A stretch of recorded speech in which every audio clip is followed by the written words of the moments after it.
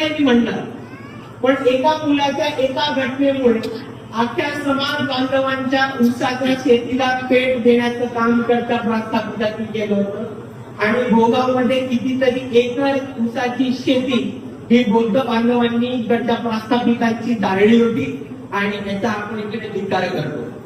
पण मित्रांनो, दुसऱ्या बाजूला आपण एक गोष्ट समजून घ्या की प्रस्थापितांनी आपली शेती येऊन जाळली, आपल्या बौद्ध बांधवांची शेती मोठ्या प्रमाणात येऊन जाळली, आपलं आर्थिक नुकसान केलं, त्यांचं पुढच्या 1 वर्षाचं खूप मोठं नुकसान केलं. पण जेव्हा वंचित बहुजन आघाडीची लोक त्या बांधवांच्या शेजारी उभी राहायला गेली, त्यांच्यासाठी लढायला गेली आणि त्यांच्यासाठी बाजू मांडायला गेली, तिकडे आपल्याच समाजाचे काँग्रेस, भाजप तसंच राष्ट्रवादी आणि शिवसेनेवरती काम करणारे काही दलाल यांनी जाऊन आपल्या लोकांची दिशाभूल केली. आणि आज जरी आपण बघितलं तर भोगावच्या बांधवांना यांनी न्याय मिळवू दिला नाही आणि वंचितच्या लोकांना त्यांच्यापर्यंत पोहोचू दिलं नाही. हे आपण वस्तुस्थिती समजली.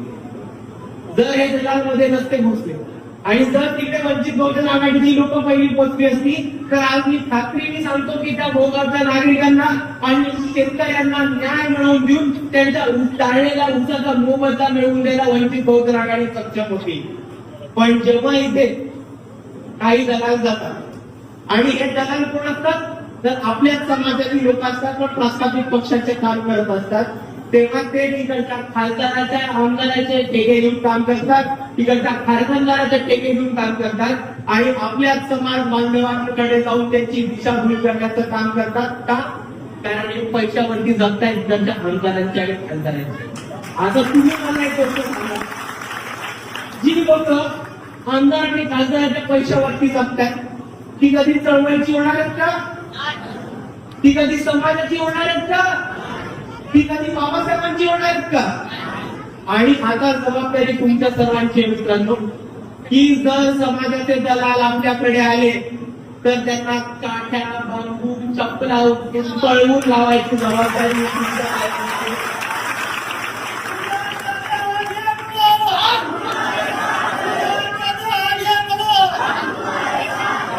एका गावातलं तरी दलालांना हुकूम लावायचा प्रयत्न करा, ऑटोमॅटिक सगळ्या गावातले दलाल पळून जातात. आमचं बाकीच्या महाराष्ट्रातला अनुभव आहे, तुम्ही पण अपलवून बघा. एका गावामध्ये चोप द्या, बाकीच्या गावामध्ये दलाल ऑटोमॅटिकली मध्ये निघून जातात. आणि कोणीही पोलिसांची तक्रार केली तर वंचित बहुजन आघाडीचे कार्यकर्ते पोलिसांचा मॅटर आम्ही बघून.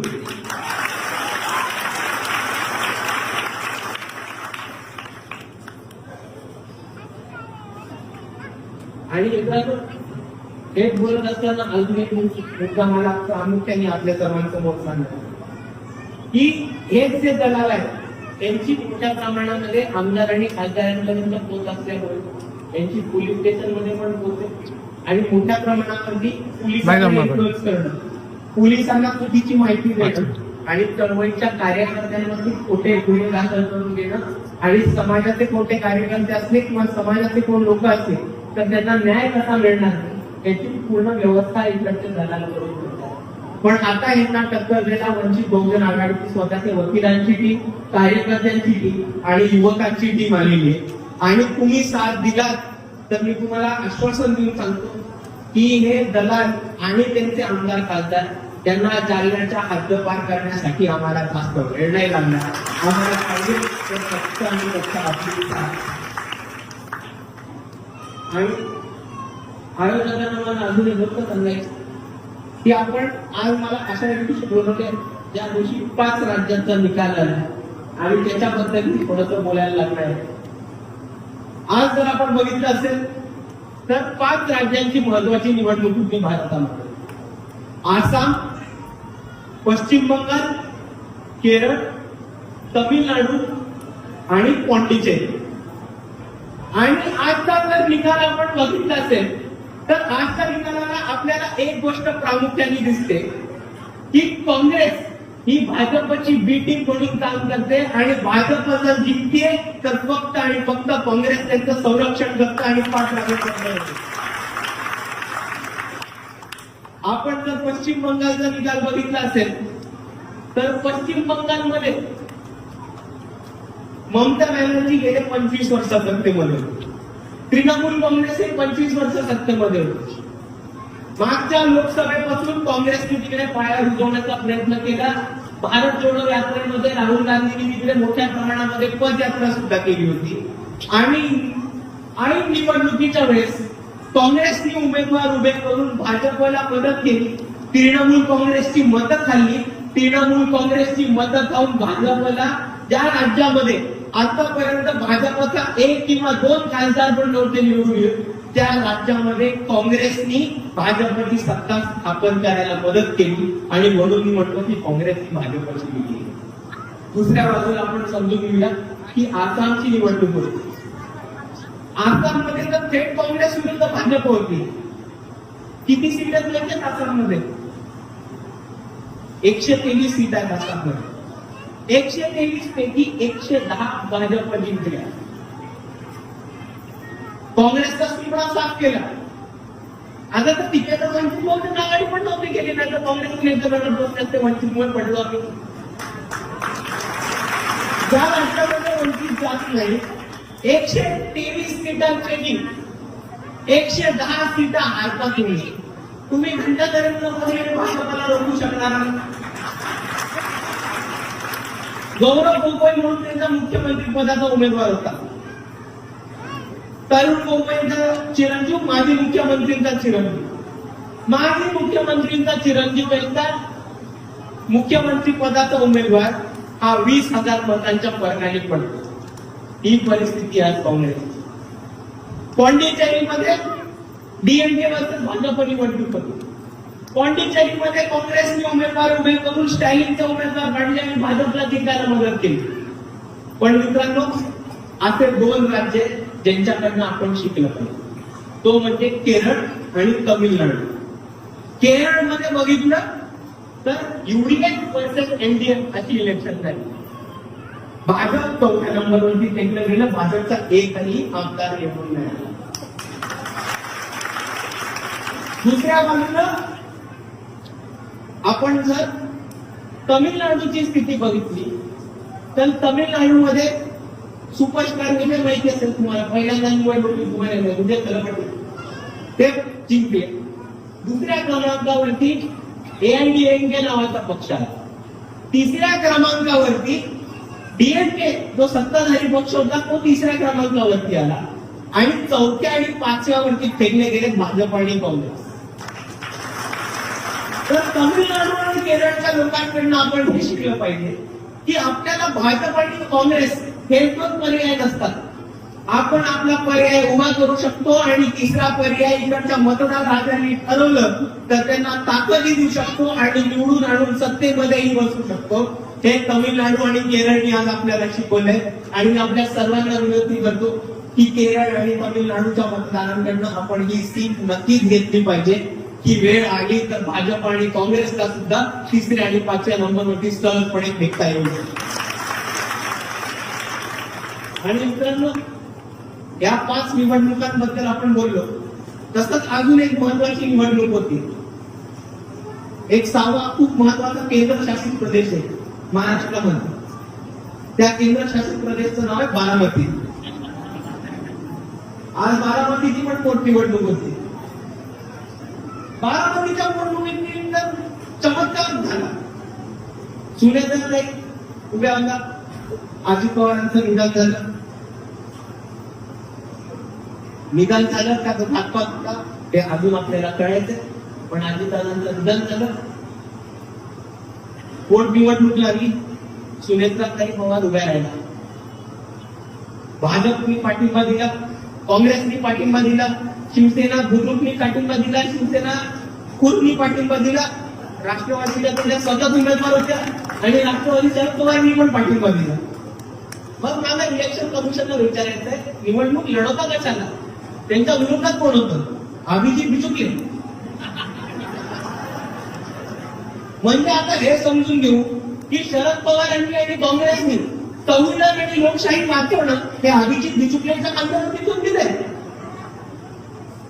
आणि मला एक सांगा, जर कोणाही आमदाराचं खासदाराचं निधन घातपातामध्ये निधन झालं किंवा अपघातामध्ये निधन तर बाबासाहेब आंबेडकर आणि इतर राज्य जे होते त्यांना पोट निवडणूक पटत नसतील तर त्यांनी संविधानामध्ये पोट निवडणूक टाकली नसती का? त्यांनी हेच म्हटलं असतं ना की आमदाराच्या किंवा खासदाराच्या पोराला, बायकोला, नातेवाईकांना, सगळे सोयऱ्यांना मग पोट निवडणूक तरी कशाला घेताय? डायरेक्ट उपमुख्यमंत्री म्हणून राज्य अभिषेकच करून टाकायचं होतं त्यांचं. आणि मित्रांनो, दुसरी गोष्ट अजून एक समजून घ्या की बारामतीची निवडणूक होत असताना अजून एक निवडणूक होती राहुरीची. राहुरीमध्ये भाजप आज निवडून आले आणि आपण जर फरक बघितला तर 1,20,000 एनसीपीच्या विरोधात निवडून आले. आणि ह्याच्याने पण हे स्पष्ट होतं की शरद पवार साहेब आणि भाजपची आतमधलं हात मिळवून झाली होती. आणि आज एनसीपी राष्ट्रवादी, एनसीपी एसपी आणि एनसीपी एपी या दोन्ही पार्ट्या त्या भाजपसाठी काम करतात आणि त्या भाजपच्या सांगण्यावर काम करतात. आणि म्हणून जर आपल्याला भाजपला हरवायचं असेल तर आपल्याला स्वतःचा हक्काचा एक पर्याय उभा करायला लागणार आहे आणि आपल्याला त्या पर्यायाला घेऊन उभं राहायला लागणार आहे. कारण या निवडणुकीमध्ये आपल्याला साफपणे दिसले की राष्ट्रवादी, शरद पवारांची आणि काँग्रेस हे दोन्हीही भाजपशी हात मिळवणी करून काम करत आहेत. आणि जर आपल्याला भाजपला हरवायचं असेल तर आपल्याला राष्ट्रवादी काँग्रेस आणि उभाटा सेना सोडून तिसरा आपल्या हक्काचा पर्याय उभा करायला लागणार आहे, तो म्हणजे वंचित बहुजन आघाडी.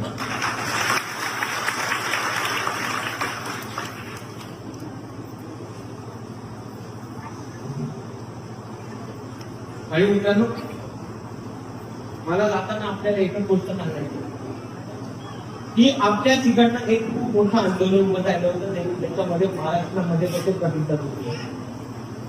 पण आपण काही गोष्टी थोड्या विचार केल्या पाहिजे की ते आंदोलन शेवटी गेलं कुठे? त्या आंदोलनामधनं न्याय नक्की मिळाला कोणाला? त्या आंदोलन ज्या मागणीसाठी केलं होतं ते आंदोलन, त्या मागणी पूर्ण झाल्या. आरक्षण आपल्याला मिळालं का? सगळे कोल्ह्यांची नावं त्याच्यामध्ये आली का? हा आपल्याला सगळा विचार करायला लागला. कारण मी तुम्हाला एकच गोष्ट सांगतो की आता आपल्या सर्वांवरती जबाबदारी आली की एक नवीन पॅड आलं की त्या पॅडच्या मागे भेटा उभारून यायचं. आपल्याला स्वतःची नेतृत्व तयार करायचे, आपल्याला हक्काने स्वतःचं नेतृत्व तयार करायचं. वंचित बहुजन, आदिवासी, दलित, मुसलमान या समाजातलं येणारं नेतृत्व आपल्याला तयार करायचं. आणि ते नेतृत्व तयार होऊ शकतं तर ते फक्त एकाच पक्षात, ती म्हणजे वंचित बहुजन आघाडी. बहुजन समाज जागृती सभेसाठी आपण इथे बसलो आणि ह्याच मंचावर मला आपल्या सर्वांना एक गोष्ट सांगायची. संविधानाने ऑलरेडी एक सांगितलं होतं, मी त्याच्यावर थोडं चालू की हा एकमेव असा पक्ष आहे ज्या पक्षामध्ये उमेदवाराच्या समोर त्या उमेदवाराची जात लिहिली असते. आता लोक विचारतात की तुम्ही उमेदवाराचं नाव लिहून जातीवाद वाढवत नाही का? पण माझं त्या लोकांना नुसतं एकच प्रश्न असतो की जर आपण आजार लपवला तर तो आजार बरा होणार आहे का? त्या आजाराबद्दल चर्चा केली पाहिजे आणि त्या आजारावरती इलाज केला पाहिजे.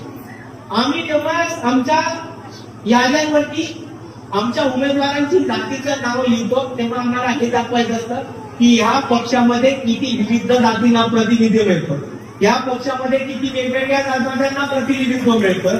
आणि आमच्याकडनं एकाच जातीचा पक्ष नाही तर सर्व समूहांना, 18 पगड जातींना, 12 बलुतेदारांना, वंचितांना, शोषितांना, तसंच दलित, आदिवासी, बहुजन, मुसलमानांना सगळ्यांना प्रतिनिधित्व देऊन सत्तेमध्ये घेऊन जाणारा एकच पक्ष असेल तर तो फक्त आणि फक्त वंचित बहुजन आघाडी. आणि मला आपल्याला एवढंच सांगायचंय की बाळासाहेब आंबेडकर जेव्हा तिकीट देतात तेव्हा फक्त तिकीट देण्याचं काम नाही करत. ते त्या माणसाला तिकीट देतात, त्याला बळ देतात, त्याला ताकद देतात आणि ही वंचित बहुजन आघाडीची कार्यकर्त्यांची फौज त्याच्या मागे उभं करून तो कोणत्याही परिस्थितीत कसा निवडून येईल त्याच्यासाठी पूर्ण प्रयत्न करतात. याच स्थानिक स्वराज्य संस्थेची मी तुम्हाला उदाहरण देऊन सांगतो. वैदू समाज, घिसाडी, कैकाडी, कोलाडी, वडार, कोलार या समाजांची ज्यांची आपण नावं पण नव्हती ऐकली त्या समाजाच्या प्रतिनिधित्व देऊन त्यांचे नवनगरसेवक बनवून आणण्याचं काम बाळासाहेब आंबेडकरांनी आणि बळकट आपल्या दिवशी बहुजन आघाडीचे होते अरुणाबा जाधव म्हणून कर्जत जामखेडला राहतात. रोहित पवारांच्या पॅनलच्या विरुद्ध पॅनल उभा केला होता. अरुणाबा जाधव हे कोल्हाटी समाजातले आहेत. तुम्ही त्यांना विचारलं की तुमचा पारंपरिक व्यवसाय काय, तर ते म्हणतील अजूनही कोल्हाटी समाजाचा पारंपरिक व्यवसाय हा नाच गाण्याचा आहे. अरुणाबा अजूनही स्टेजवरती येऊन सांगतात की एक नाचणीचा पोर घ्यायची म्हणून. आज बाळासाहेबांनी या नाचणीच्या पोराला तिकीट देऊन रोहित पवारांच्या विरुद्ध जिंकून आणण्याचं काम करून त्यांना नगरसेवक बनवण्याचं काम केलं. चांदूर घेतले प्रियंकाताई विश्वकर्मा समाजाची 20 घरं पण नसतील त्या अख्ख्या गावामध्ये. प्रियंकाताई विश्वकर्मांना नगर अध्यक्ष बनवण्याचं काम आणि या महाराष्ट्रामधल्या विश्वकर्मा समाजाच्या पहिल्या नगर अध्यक्ष बनवण्याचं काम जर कोणी केलं असेल तर ते वंचित बहुजन आघाडी आणि बाळासाहेब आंबेडकरांनी केलं. आणि म्हणून मी जाताना आपल्याला एवढंच सांगतो की आज जर बहुजनांसाठी कोणता पक्ष असेल तर तो वंचित बहुजन आघाडी. वंचित बहुजन आघाडीमध्ये आपल्याला प्रतिनिधित्व मिळतं, स्थान मिळतं, ताकद मिळते, बळ मिळतो आणि लढण्यासाठी उमेदवारी सुद्धा मिळते. आणि त्याचबरोबर जेव्हा जेव्हा कोणत्याही समाजावरती अन्याय अत्याचार होतो, एकाच पक्षाची लोक आणि एकच नेता आपल्या सर्वांसाठी धावून येतात, ते म्हणजे वंचित बहुजन आघाडी आणि बाळासाहेब आंबेडकर. मी आपल्या सर्वांना एवढी विनंती करतो की आज ज्या प्रकारे आपण इथे सर्व उपस्थित राहिलात, याच परिस्थितीमध्ये याच प्रकारे कोणत्याही परिस्थितीत आपण येणाऱ्या जिल्हा परिषदेपर्यंत असेच टिकून राहू आणि येणाऱ्या जिल्हा परिषदेमध्ये वंचित बहुजन आघाडीचा झेंडा हा आपल्या जालना जिल्ह्यावरती फडकून राहू. एवढं म्हणून मी माझे 2 शब्द बोलून सांगतो. जय हिंद, जय संविधान.